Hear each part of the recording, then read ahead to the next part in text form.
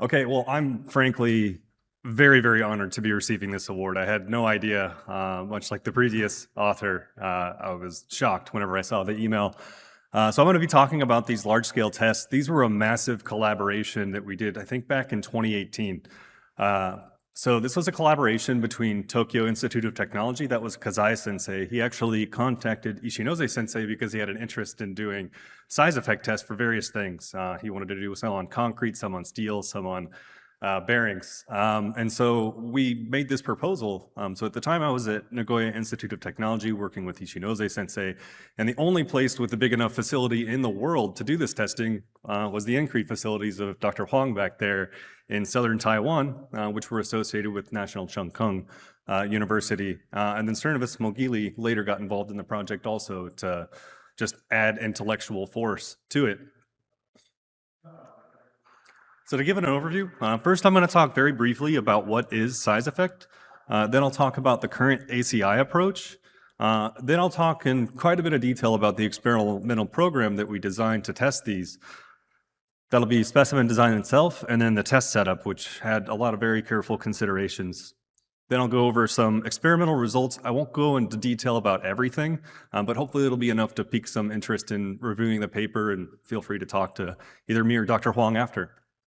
And then I'll go over some conclusions. So before I talk about size effect, I do want to talk about really the underlying motivation for this project, which was that we are building things much, much larger than ever before. I think one really good example is 432 Park in New York. You guys may know that as a very, very tall and slender building that sticks out of the skyline like I don't want to call it a sore thumb because I think it looks quite nice, but it's very, very obvious. And when we get to those scales, we're dealing with foundation elements that are much, much deeper than anything we've ever tested in the laboratory before. And when we get into that, we get into the size effect here. So the size effect is a decrease in concrete unit shear strength with increasing effective depth. The phenomenon was observed in one-way shear since at least the 1970s in tests by Kani, and it was codified into ACI 318 in 2019. And to give you a visual overview of what this looks like, on the vertical axis here, I've plotted the size effect factor, lambda sub s, and on the horizontal axes, we have effective depth. You can choose your unit, so we've got both inches and millimeters here. But the formula is the square root of 2 over 1 plus the effective depth, which is normalized to a depth of 250 millimeters, or about 10 inches. So if you're using the English unit version, it's 10 inches. And what this effect implies is that at 250 millimeters effective depth, you're getting the full unit shear strength. But as you increase that effective depth, by the time you get to, say, 1 meter, there's about a 36% reduction in strength. So as you quadruple it, you get a pretty massive reduction in unit shear strength.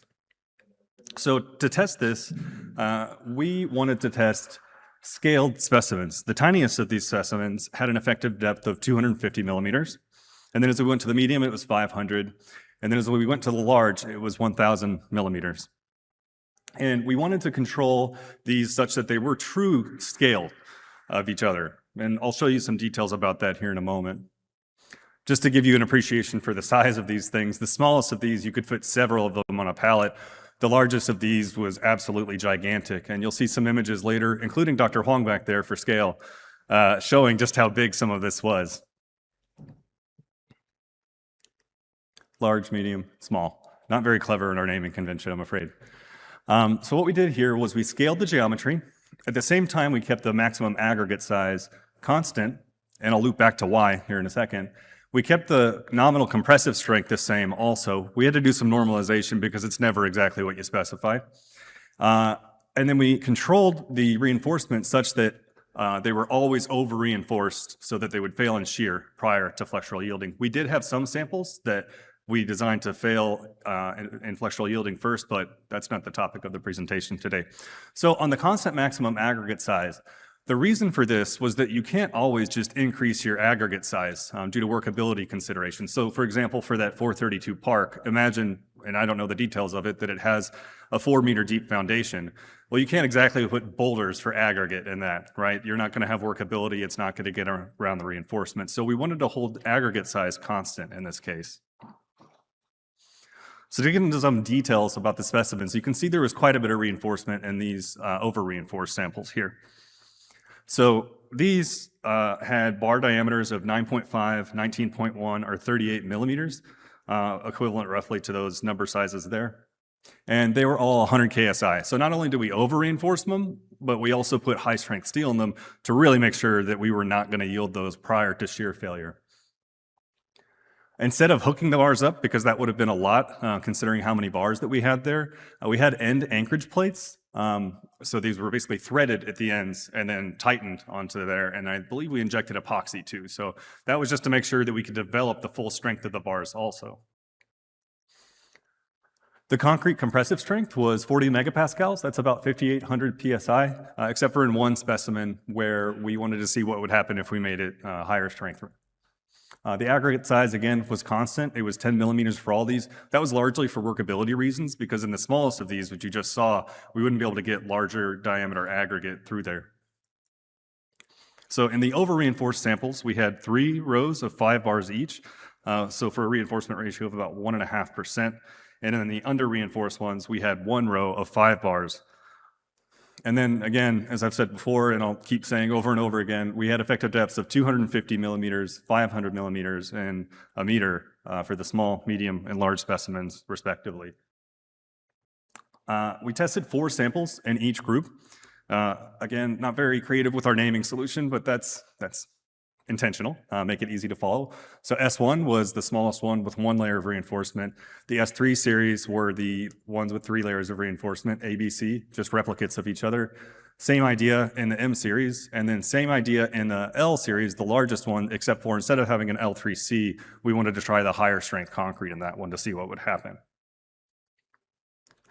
This again is an example of what the smallest reinforcement looked like. Again, you can fit several of these on a pallet. This is what the largest reinforcement looked like with Dr. Huang over here for scale, along with Ishinoze Sensei. And again, you can see, sorry, I advanced too quickly, in the background, the smaller ones there. So these were quite large. In terms of instrumentation, we wanted to have a full suite because this was a very big project, a very costly project. So we really wanted to go make sure that we got as much as we could. So we had displacement gauges. We actually underhung a frame because when you have something like this, that's sitting on spherical bearings, there's some seating losses first, and we wanted to make sure that we had a really accurate measurement of the displacement at various points. We also had some that were attached to the actual platform. We had strain gauges.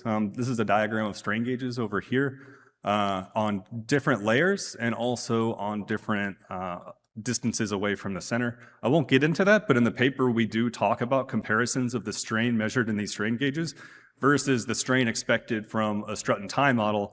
And although the initial peak when the cracking occurred was pretty sharp in terms of the strain, long-term towards the end of the test, it actually started to converge with the strain expected from the strut and tie model.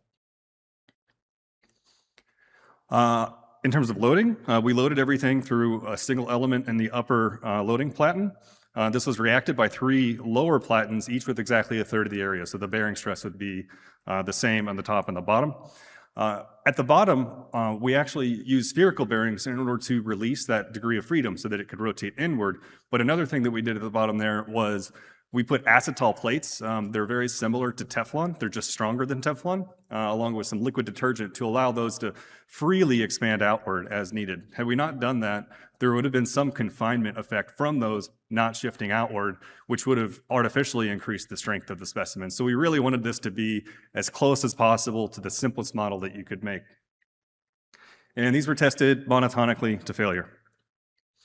After testing, we did some destructive examination, saw cutting these samples to look at the crack patterns. I'll show an example of that. I won't show you the saw. It was scary big to cut through some of these larger samples. This is an example of BATS, the biaxial testing system that was at Dr. Huang's facility in southern Taiwan. And this is with the smallest test specimen loaded in there. And again, you can see we have these bearings down here with that acetal release so that they can move outward freely. This is the largest specimen, which basically completely filled up BATS. Imagine Dr. Huang's researchers can tell stories about how difficult that was to get in there. And again, you can see that we had this hanging truss with bottom transducers. We also had transducers across the top so that when we started to develop the cracks there, we could see what that crack width was with loading. And then some at the ends to measure that end rotation. Like I said, you've got this tripod, you're pushing down on it, it's rotating in. We wanted to have a measure of that as well, even though I won't be presenting on that today. This is a comparison of S3A and L3B. They had fairly similar compressive strengths, so it was an easier comparison to make. And I've got a lot of axes here, and I'll explain why that is. The vertical axis on the left side is the applied load for the largest specimen, and on the right side, it's for the smallest specimen. And you'll notice there's a factor of 16 difference between those two. The reason for that is that shear strength is a function of area. So in this case, the area of L3 was 16 times more. So you can think of as going from S to M, you have the width and the depth, 2 times 2, that's 4. From M to L, again, 2 times 2, that's 4. So that's where we end up with that 16 factor that allows us to look at these plots of force versus displacement. Displacement is a similar sort of thing. It's just a measure of length. From S to M is 2. From M to L is 2, so 2 times 2 is 4, and that's why we've done this conversion here to facilitate comparison. And one of the things that sticks out right off the bat, well, is the strength. It is lower for L, so there is some size effect happening here. Another interesting feature here is that the initial stiffnesses are actually quite similar, and it's after cracking that they start to diverge. These are some examples of cross sections that we cut. This is a 3D model made in SketchUp at the top left there because we had our crack maps from the outside, but then we cut through it so that we could see what the actual behavior was inside. And then I'm showing here this S3B, M1, and M3B. And what you get is a sort of sliding mechanism here. So you can imagine a compression strut here. And if you broke that compression strut diagonally, you'd have 2 triangles, and it's as if those 2 are sliding past one another as it fails. So strength, I mean, that's what we're here to talk about, right? The vertical axis here is normalized bearing strength. We could use normalized shear strength just as well, which we do in the next plot, or which we do in the paper, rather. And then on the horizontal axis is effective depth. When I say normalized, I mean that we've normalized it by the concrete compressive strength. So again, our goal was for these to be all 40 megapascals, but in reality, they range from like the mid-upper 30s into the mid-40s. And so to normalize it, we normalized by the square root of 40 so that everything kind of came back to that initial baseline. We just did that by multiplying the value that we measured by the square root of 40 megapascals over the square root of the actual compressive strength. So for ones that were stronger, there was a knockdown in their strength. For ones that were weaker, there was an increase in their strength, just to get it all to the same baseline for comparison. And so what we actually ended up seeing was that there was only about I think 16% reduction or so in going from 0 to 1,000 millimeter effective depth. Does anybody remember what we expected it to be based on ACI? You're in front and you made eye contact. How about 40%? Yeah, close enough, 36% roughly. So we didn't see nearly as severe of a size effect in these samples as would be predicted by the ACI 318-19 equations. That suggested to us that there actually might be a floor to the size effect, a depth beyond which you don't have as severe of a reduction as would be expected. And in other code formulations, such as I think the code used in Japan, they actually use a cubic root, if I remember correctly, or a quadratic root, which would predict a 30% reduction. So that's closer to the truth, but still a little bit more severe than would be expected. So to summarize, we conducted these tests of pile caps with effective depths ranging from 1/4 meter to 1 meter. We controlled the geometry such that key ratios were constant. So those key ratios being the bar diameter to the effective depth, the bar diameter to the cover. This actually wasn't the first time something like this had been done. DeLuga in 2015 did something similar for size effect and one-way shear and actually had similar observations. So again, we controlled these key ratios. The variables were effective depth. We kept constant aggregate size such that the effective depth to the size of the aggregate varied. We controlled the reinforcement ratio in the groups, and the compressive strength was one variable, but we only did that in one of the tests. And the observed reduction in unit shear strength was not as severe as would have been predicted by ACI 31819. It was about 20%, less than 20%, versus the 36% prediction from ACI or the 29% prediction using the Japanese formulations. So some conclusions here are that controlling key geometric ratios like the aggregate diameter to effective depth reduced the effect. And generally, the size effect did not appear to be as severe as in ACI, and that there seemed to be a floor similar to something that was proposed by Kim in 1999 for size effect in compression. So that concludes it for me. I'll take any questions. Thank you all for your attention.